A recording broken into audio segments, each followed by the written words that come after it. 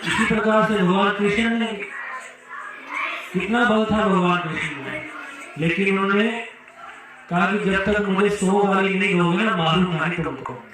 कृष्ण होते हुए मुझे 100 गाली सुन लेता है, वो भगवान नहीं तो क्या है। जो सुदर्शन धारी है, वो सुदर्शन धारण करने की शक्ति है जिसमें, वो हाथ में बंसरी लेकर के प्रेम का संदेश दे रहा है, वो भगवान नहीं तो और क्या हो सकता है। और जो स्वामी है, तीनों लोगों का स्वामी है, अपने सेवक के लिए सारथी बना हुआ है ना, तो वो भगवान नहीं तो क्या है। उनके कर्मों ने उनको भगवान वहां से पहचान है कि ये इनकी शक्ति, इनके कर्म जो है ये भगवान जैसे हैं। सो गुरु साहिब ने कहा ऐसा करो, थोड़े सिक्के लेकर के आओ। वो सिक्के लाए, उनका इनको गिनो। कहते गिनते हैं, 1 2 3 4 गिन रहे। तो गुरु नानक देव जी ने कहा आपको गिनती नहीं आती है, आप गलत गिन रहे हो। कहते महाराज कैसे गलत गिन रहे हैं। उन्होंने कहा कि 1 से पहले क्या है। उन्होंने कहा 1 से पहले 0 है। तो भगवान, उन्होंने कहा कि ऐसे जैसे तुम 1 2 3 4 इससे पहले जैसे 0 है ना, ऐसे ही भगवान भी मौजूद है, लेकिन तुम 0 को गिन नहीं रहे हो, है ना। भगवान मौजूद है लेकिन तुम भगवान को जान नहीं पा रहे हो। वो 0 से ही 1 हो जाता है और 1 से अनेक हो जाता है। जब भगवान के मन में ये कल्पना आती है कि एक को हम बहुत श्याम, कि मैं 1 से अनेक हो जाऊं, तो वो ये सृष्टि को बना देते हैं। ये शास्त्रों में, वेदों में लिखा है कि जब भगवान के मन में आता है कि एक को हम बहुत श्याम, मैं 1 से अनेक हो जाऊं, तो भगवान सृष्टि बना देते हैं। फिर उन्होंने कहा तुम्हारा दूसरा जो प्रश्न है कि भगवान नजर क्यों नहीं आते, उन्होंने कहा ऐसा करो, जाओ थोड़ा सा दूध लेकर के आओ। वो दूध लेके आते हैं, तो वो कहते हैं, गुरु नानक देव जी कहते हैं कि ये तो दूध नहीं है। उन्होंने कहा महाराज दूध तो है। उन्होंने कहा मुझे तो दूध नजर नहीं आ रहा है, तुम कैसे कहते हो दूध है। कहते नहीं महाराज ये तो दूध ही है, असली गाय का दूध लेके आए हैं। गुरु नानक देव जी ने कहा एक बात बताओ कि ये तुम बोल रहे दूध है, क्या इस दूध में माखन मौजूद है? क्या इस दूध से घी बन सकता है? क्या इस दूध से दही बन सकता है? तो कहते हैं हाँ जी। तो कहते फिर ये दूध ही कैसे है ना, इसमें ये सब चीजें भी तो मौजूद हैं। तो कहता नजर नहीं आ रही, कहता नजर नहीं आ रही। वो कहते यही तो तुम्हारे सवाल का जवाब है। ये कहते नजर कैसे आएंगी? वो कहते महाराज इसमें दही जमाना पड़ेगा, लस्सी रिड़कनी पड़ेगी, मक्खन बनाना पड़ेगा, फिर घी बन जाएगा, फिर सब कुछ बारी बारी नजर आती है। तो गुरु नानक देव जी ने कहा कि अगर ये दूर से इतनी चीजें नजर नहीं आती तो भगवान तुमको ऐसे नजर आ जाएगा। जैसे दूध से सब चीजें निकालने के लिए उसको मथना पड़ता है, फिर जाकर के दही ये सब चीजें बनती हैं, है ना।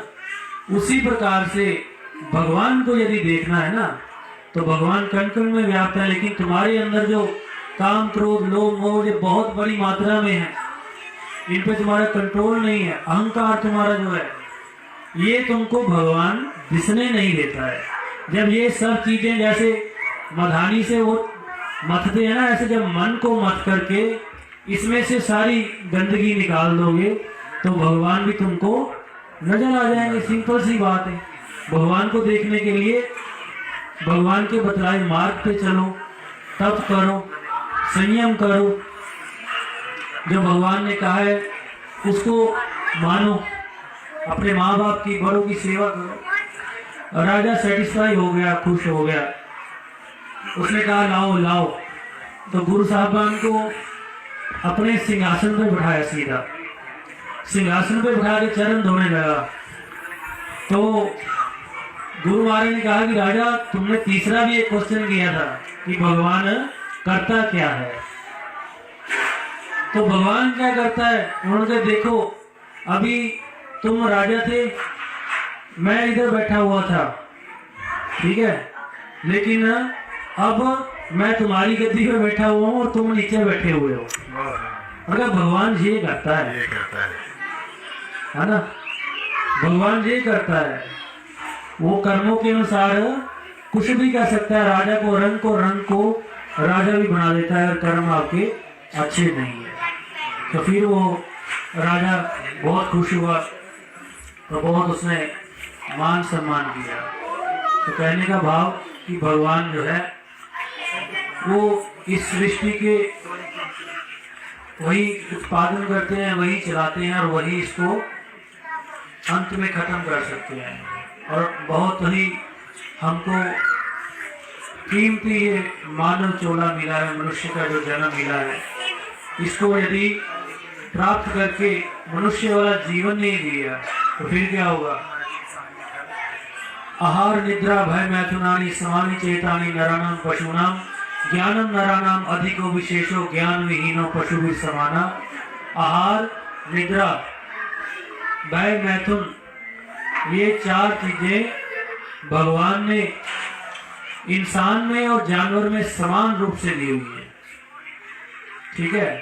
पर अधिक क्या है, ज्ञानम नराणाम अधिको विशेषो, मनुष्य की विशेषता है कि उसके पास ज्ञान है अधिक। ज्ञान कौन सा, सच्चाई का, झूठ का, अच्छे का, बुरे का। ये ज्ञान मनुष्य को मनुष्य बनाता है, और ये ज्ञान यदि नहीं है तो फिर ज्ञान विहीनो पशु भी समाना। यदि इसका आप उपयोग नहीं करते हो ज्ञान का, तो फिर मनुष्य और पशु को एक ही कैटेगरी में रखा गया है। इवन पशु जब मरता है ना, तो पशु भी बहुत कुछ दे जाता है संसार में। बहुत से पशुओं की हड्डियों से कैल्शियम बनता है, चमड़ा बनता है, लेकिन इंसान का तो कुछ भी काम नहीं आता है। इसलिए कहते हैं कि बिन सत्संग ऐसे समझो जैसे पशु टोर, कि जिसके जीवन में सत्संग नहीं है उसको मरे हुए पशु के समान समझो। जिसके हृदय में प्रेम नहीं है, जा घट प्रेम न संचरे सा घट जान मसान। यदि प्रेम नहीं है, मीठा यदि बोल नहीं रहे हो किसी से, इसलिए सबसे खूब प्रेम करो, खूब आनंद से रहो, खूब जीवन को खुशियों से जियो, एक एक पल को जियो। कभी भी जीवन में अभाव नहीं आना चाहिए। आज क्या है, हमारे पास लोग आते हैं, हम पूछते हैं बताइए क्या हाल चाल है, ठीक ठाक है। कहते हैं महाराज जी साहब ठीक है, बस शांति नहीं है घर में। 70-80% लोग कृपा करो, बस शांति नहीं है। मैंने कहा शांति नहीं तो ठीक क्या है। गुरु महाराज की मैंने कहा पैसे हैं आपके पास, कहते हैं हाँ जी। मैंने कहा संतान है, कहते हैं हाँ जी। मैंने कहा फिर शांति क्या है। मैंने कहा प्रभु का नाम कितना जपते हो, कहते जी तो नाम है तो ध्यान बड़ा लगता सी, हम ध्यान भी नहीं लगता है। मैंने कहा बस फिर शांति आ नहीं सकती है ना। ये ध्यान ही नहीं लगाना, ये भगवान का नाम ही नहीं लोगे तो शांति भाई आएगी कहाँ से, है ना। जरूरतें तो एक फकीर की भी पूरी हो जाती हैं और राजा की भी कभी पूरी नहीं होती। रावण के पास सब कुछ था लेकिन संतोष नहीं था, शांति नहीं थी। इस कारण क्या हाल हुआ उसका। तो हमें अभाव में कभी जीवन नहीं जीना है। भगवान ने जो दिया है मजे करो, बहुत दिया है उसने, जितना दिया सरकार ने उतनी तो मेरी औकात नहीं। ये तो कर्म है मेरे प्रभु का, मुझ में कुछ ऐसी बात नहीं। ये इस चीज को अपने मन में हमेशा धारण करो, फिर देखो जीवन आपका कितना खुश होगा। बच्चों को संस्कार दो। हमें बड़ा प्रसन्नता है कि आप सब लोग यहाँ मंदिर में जाते हैं, सत्संग करते हैं, आपके बच्चे अच्छे संस्कार ले रहे हैं। इस चीज़ की हमको बहुत खुशी होती है और बहुत ब्लेसिंग्स निकलती हैं अंदर से ऐसे लोगों के लिए जो खुद तो नाम ले रहे हैं, अपने बच्चों को भी सन्मार्ग के ऊपर चला रहे हैं। तो जो छोटे बच्चे हैं ना आपके, इनको अभी से, जैसे हम लोग कोई पेड़ लगाते हैं ना, जब कनक बीजते हैं उसमें खाद आती है, तो उसकी जड़ के नीचे खाद डालते हैं। वो खाद डालने का ये मकसद होता है कि इसको शक्ति मिलती रहे पेड़ को, और लंबे समय तक ये पेड़ जो खराब ना हो, चलता रहे। जैसे अभी कल हमने नींबू का पेड़ लगाया, वहाँ उसके नीचे खाद डाली अच्छे से, ये लंबे समय तक टिका रहे। इसी प्रकार से ये जो हमारे ये बच्चे हैं ना, ये अभी छोटे छोटे पेड़ हैं, ये छोटे छोटे, इनको बहुत बड़े वट वृक्ष बनना है, इनको बहुत आगे जाना है। यदि हम इनकी नींव जो है वो ब्रह्मचर्य होता है, नींव होती है। यदि इनको ब्रह्मचर्य से ही हम खाद कौन सी देनी है? संस्कारों की खाद, संस्कार यदि बचपन से ही डाल दोगे तो ये आपका जो पेड़ है ना, ये कभी खराब नहीं होगा। इतनी छायावान बनेंगे ये कि आप माँ बाप की इनकी छाया में आराम से बैठ करके सुख व्यतीत करोगे। लेकिन यदि खाद नहीं डाली, यदि रामायण की चपाइयाँ नहीं पढ़ी, गुरबानी नहीं पढ़ी, उनको नहीं सुनाई, तो भाई फिर तो आपकी गलती है ना, फिर तो आपकी गलती है, फिर किसी की गलती नहीं है। गुरु आपको बोल रहे हैं, गुरबानी बोल रही है, रामायण बोल रही है कि बच्चों को संस्कार दो। यदि आप नहीं दे पाए तो फिर दुष्शीलो मात्र दोषेण पितृ दोषेण मूर्खता कार्पण्य वंश दोषेण आत्मदोषा दरिद्रता। यदि व्यक्ति दुष्शील है, कैरेक्टरलेस है, तो कहते कि माता का कसूर है, माता ने इसको अच्छे से नहीं डांट करके रखा है ना। दुष्शीलो मात्र दोषेण पितृ दोषेण मूर्खता। यदि कामकाज में अच्छा नहीं है तो पिता को बोलते पिता ने नहीं समझाया अच्छे से। आत्मदोषा दरिद्रता, यदि दरिद्री है तो ना माँ बाप का कसूर है ना किसी का कसूर है, फिर तो अपना ही कसूर है। यदि सुबह उठ करके 12 बजे तक जाग ही नहीं खुल रही है ना। 3 प्रकार के स्नान बताए गए शास्त्रों में। सबसे पहले आता है ऋषि स्नान। ऋषि स्नान ऋषि मुनि करते थे। अभी भी हमारे बड़े बुजुर्ग जो हैं सुबह 5 बजे उठ जाते हैं, उठ करके भगवान का नाम लेते हैं, उसको बोलते हैं ऋषि स्नान। दूसरे नंबर पे मानव स्नान। मानव स्नान का समय शुरू हो जाता है 6 बजे, है ना। 6 से 7, सवा 7 के भीतर जो 7 बजे तक, 7 साढ़े 7 तक कर ले तो वो मानव में आता है। और लास्ट में दानव स्नान। जो लोग 12 बजे सुबह उठते हैं, 10 बजे उठते हैं, वो तो भाई फिर क्योंकि सूरज चढ़ने से पहले पहले स्नान कर लेना चाहिए, है ना। और सूरज डूबने के बाद में सोना चाहिए। आज उलट है, सूरज डूबने के बाद में 12-1 बजे तक जागना है, मूवियाँ देखनी है जिससे कोई ज्ञान नहीं आएगा, है ना। और जब सूरज उग जाएगा तो फिर सो जाना है। 12-1 बजे उठेंगे, आज हॉलीडे है, वीकेंड है, कोई लोड नहीं है, मजे करो। बट ये जो मजे वाली चीज है ना, जो बड़ा सजा देने वाली है ना, ये आदत वैसे ही बन जाएगी। और जैसे ही आपकी आदत बनेगी ना, वैसे ही आपका स्वभाव बनेगा। इसलिए बच्चों को शुरू से संस्कार उसको अभी बताना पड़ेगा। जय करो, हनुमान जी का नाम लो, हनुमान चालीसा याद करो। भाई इनमें इतनी शक्ति है तो शिव तांडव ज्यादा याद कर ले, अभी से इनको कराओगे, क्या नहीं याद कर सकते। और फिर भी यदि हम इनको धर्म के बारे में बता ना पाए तो किसकी गलती है? हमारी रहेगी। इसलिए अभी से प्यार भी करो और समझाओ भी। शास्त्र ने कहा कि लारेत 5 वर्षाणी 10 वर्षाणी तारे प्राप्ति तो षोडशे वर्षे पुत्र मित्र बदा चले। कि 5 साल तक बच्चे को लाड़ प्यार कर लो अच्छे से, उसको मारो नहीं। 10 वर्षाणी तारे, जब वो 6 साल का हो जाएगा ना तो उसको फिर ताड़ना मीन्स की निगाह रखो उस पर। ताड़ने के बहुत शब्द के अर्थ निकलते हैं, है ना। बहुत आजकल लोग बड़ा बोल रहे हैं कि एक चपाई आती है रामायण जी में, ढोल गवार शूद्र पशु नारी, ये सब तारण के अधिकारी। कहते ये तो ब्राह्मणों ने बड़ा गलत लिखा हुआ है, ये तो बड़ा बिना अर्थ को समझे हुए अनर्थ कर देते लोग। सो तारने का जैसे भी आपको बताया, लाड़ित पंचवर्षाणी 10 वर्षाणी ताड़ित। तो ऐसे वो चबाई उन्होंने बनाई।